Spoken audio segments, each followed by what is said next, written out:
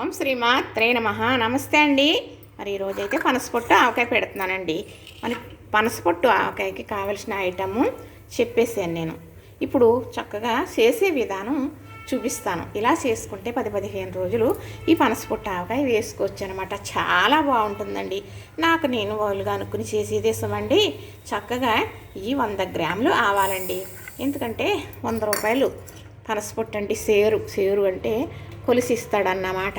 చక్కగా ఈ ఆవాలో ఏం చేస్తానంటే కొళ్ళుప్పు, దీనికి సరిపడే ఉప్పు ఇక్కడ పెట్టుకున్నాను. ఆవకాయకి కావాల్సింది ఇది అంటే ఎప్పుడు కూడా ఆవాలు మిక్సీ పట్టినప్పుడు మనం ఏం చేయాలి అంటే కొంచెం ఉప్పు వేసేసి మిక్సీ పట్టుకోవాలి.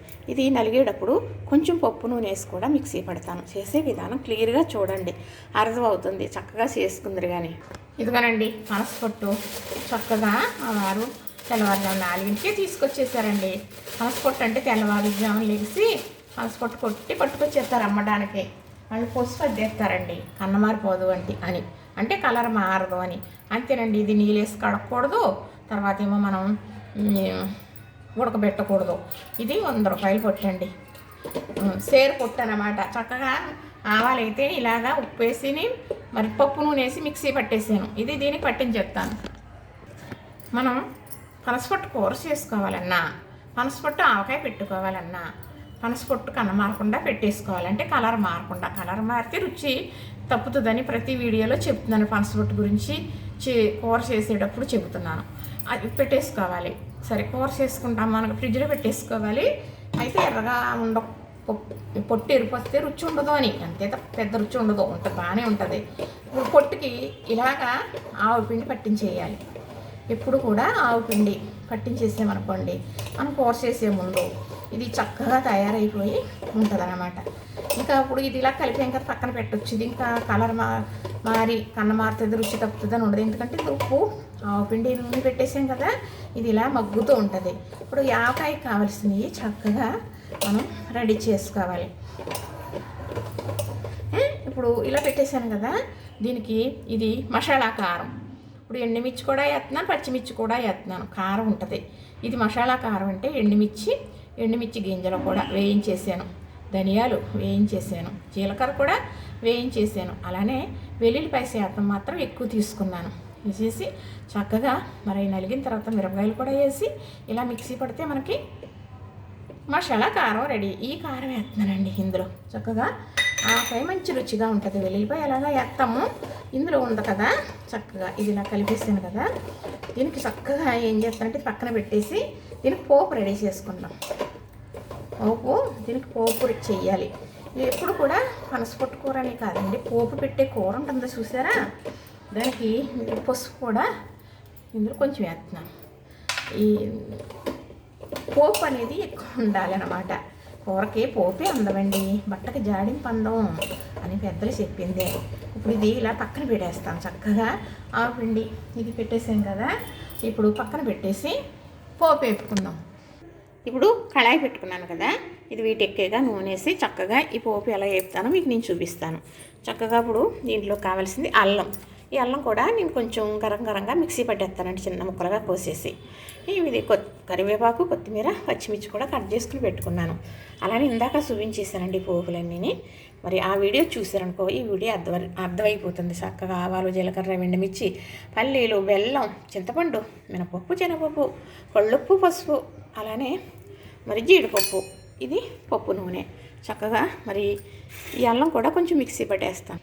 ఇప్పుడు పప్పు నూనె వేసుకున్నాం కదా, నూనె కాగుతుందండి. ఫస్ట్ పల్లీలు వేసుకుందాం, బాగా వేగాలి. పోపు వేగితే మనం చేసే ఐటెం చాలా బాగుంటుందండి. అది ఏదైనా కానీ, పచ్చడైనా కానీ, మరి అదే ఈ పచ్చడిలో అయినా పోపు వేస్తాం కదా, అలానే మరి పనసపొట్టు కూడా పులుపు పెట్టి పోపు పెడతాం.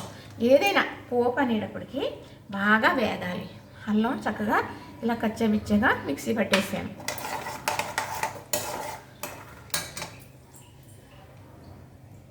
పల్లీలు వేగాక చూపిస్తాను.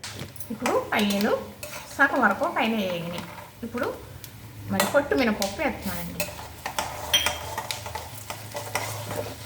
ఇప్పుడు వచ్చి శనగపప్పు, ఇవన్నీ మరి సేరు పొట్టుకి అరకప్పు వేసుకుంటున్నానండి. ఇలాగా పప్పు నూనె అయితేనే మీకు ఇంత బాగా నొకడు వస్తుంది అన్నమాట. ఇప్పుడు ఇవన్నీ కూడా వేరుశనగగుడ్లు కానీ మరేమో పచ్చిశనగపప్పు మినపప్పు సగం పైన వేగినాయండి. ఇప్పుడు జీడిపప్పు వేసుకుందాం. అప్పుడు ఈ 4 కలిపి సమానంగా వేగిపోతాయి. ముందే జీడిపప్పు వేసేసేమనుకోండి అటులతో పాటు, మరి జీడిపప్పు కొంచెం తేలిక కదా మాడిపోతుంది అన్నమాట. ఇప్పుడు ఇందులో ఆవాలు, 1 స్పూను ఆవాలు వేసాను కదా, 1 స్పూను జీలకర్ర, అలానే మరి ఎండుమిర్చి,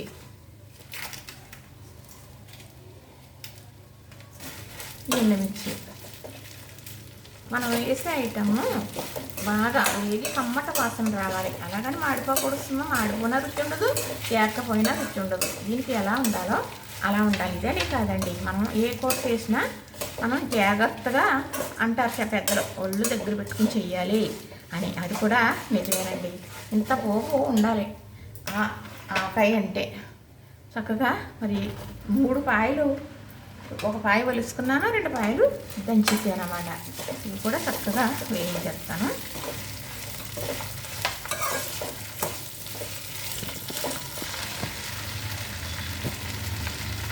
సరే చూసారా, మరి ఇప్పుడు నేను కొత్తిమీర కట్ చేస్తాను, పచ్చిమిర్చి, మరి అలానే ఇందులో పోపులు వేయడం చూపించేనే లేదో మరి నొక్కలేదు అనుకుంటున్నాను బట్టను. ఇప్పుడు చక్కగా శనగపప్పు, మినపప్పు, అలానే మరి పల్లీలు వేగిన తర్వాత శనగపప్పు వేగిన తర్వాత వేగేటప్పుడేమో మినపప్పు, అలానే ఇవన్నీ వేసుకొచ్చేసాను కదా. అవి వేగేటాను, జీలకర్ర ఆవాలు కూడా వేసేసాను, ఎల్లిపాయలు ఎండుమిర్చి కూడా వేసాను. అవి వేగాక పచ్చిమిర్చి కరివేపాకు వేసాను. వేగుతూ ఉంటాయి కదా, కొత్తిమీర కట్ చేసుకుందాం. ఇప్పుడు కొత్తిమీర సన్నగా కట్ చేసేసానండి, వేసేస్తున్నాను.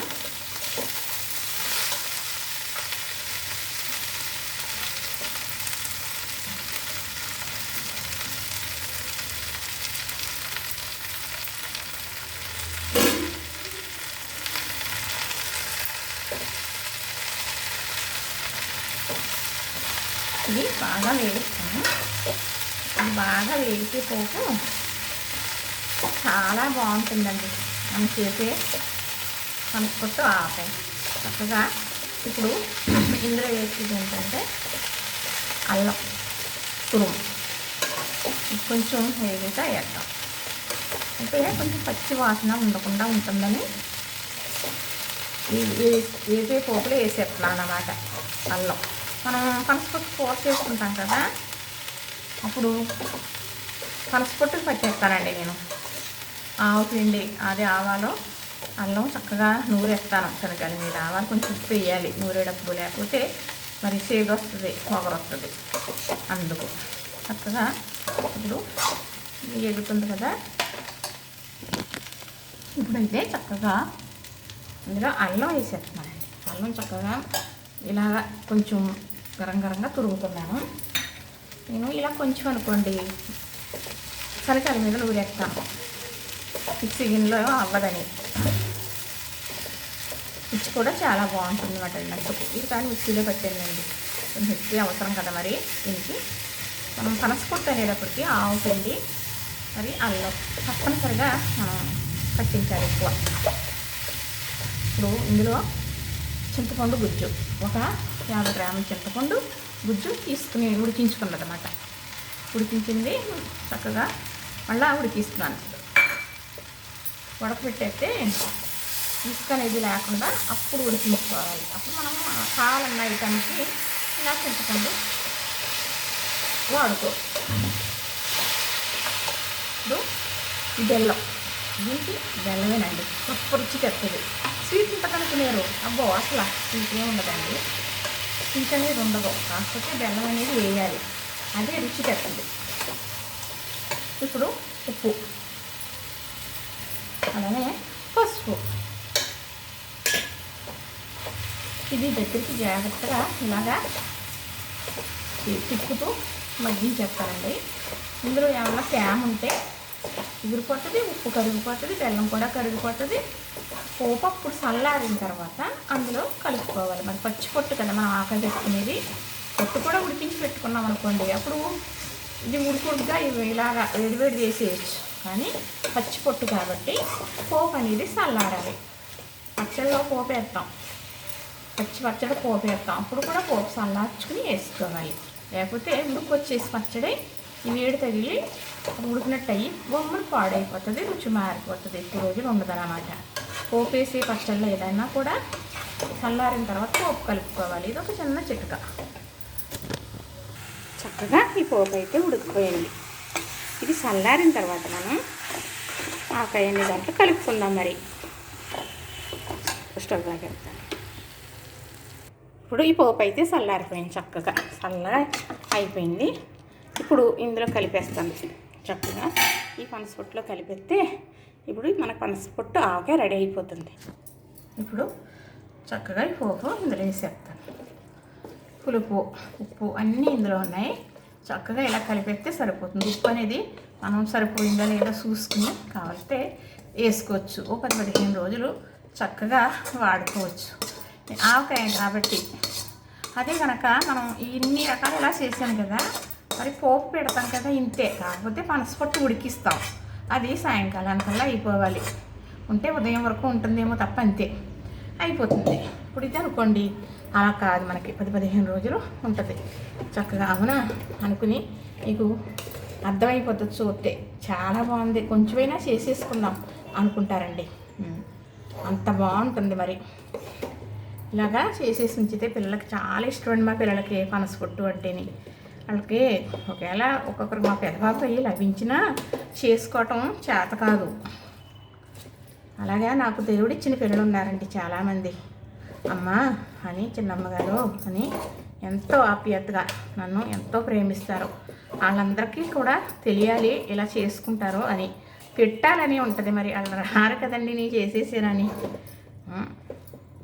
అది మాట. కానీ ఈ పనసపొట్టు ఆవకాయ అయినా కూర అయినా కూడా నూనె అనేది ఎక్కువ పడుతుంది, ఎక్కువ వేసుకోవాలండి. అప్పుడే దీని ఒక రుచి. చక్కగా చూసారు కదా ఎలా పెట్టాను అనేది. ఇలా బాగా కలవాలి. ఇలా కలిపేసుకుంటే మరి అంటే ఈ రోజు కాకుండా 3 రోజులు, రేపు మగ్గుతుందిలేండి రేపు కొంచెం, మరి 3వ రోజు నుంచి ఉంటుందండి దీని రుచి. మాటల్లో చెప్పలేనండి. నేను చేసేదని కాదు, ఈ ఒక్క విధానం చూసారంటే మీకే నిజమే అని అర్థమైపోతుందండి. చక్కగా ఇప్పుడు పప్పు నూనె వేసుకుందాం. మరి వేపడానికి వేసాం కదా, మరి ఆవాలు మిక్సీ పట్టినప్పుడు వేసామా, మళ్ళీ ఇప్పుడు ఇలా వేస్తున్నాను. ఇప్పుడు ఇది 10-15 రోజుల్లో వాడేసుకునేదే కదా, ఇంత నూనె చాలు, సరిపోతుందండి. నూనె మిగిలిపోకుండా దాంతో కలిపేసుకు తినేస్తారన్నమాట. చక్కగా సరిపోతుంది. ఇది నూనె ఇలా నుంచునే అదే పైకంటా ఉండాలనేది అవసరం లేదండి.